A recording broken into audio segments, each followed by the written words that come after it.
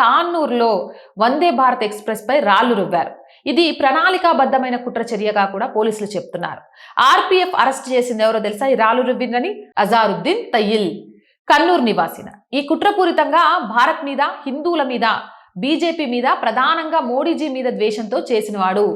వీడికట హిందువులు, భారత్, ప్రధానంగా మోదీజీ అంటే ద్వేషమట. అందుకే ట్రైన్ మీద రాలిసిరిండట. ఫిబ్రవరి 8 రాత్రి తలేశ్వరి కన్నూర్ మధ్య తిరువనంతపురం మంగుళూరు వందే భారత్ ఎక్స్ప్రెస్ పై రాయి విసిరి కోచ్ గాజు అద్దాలు పగలగొట్టాడు. 25,000 నష్టం జరిగింది. దీనివల్ల ప్రయాణికుల జీవితాలు పనంగా పెట్టిన ఈ టెర్రర్ చర్య భారతదేశ ప్రగతి, సాంకేతికతకు, దేశ ప్రతిష్టకు గుర్తింపు ఇచ్చే వందే భారత్ ని లక్ష్యంగా చేసుకుంది. ఇంకా 5 ఇతరులు ఉన్నారు.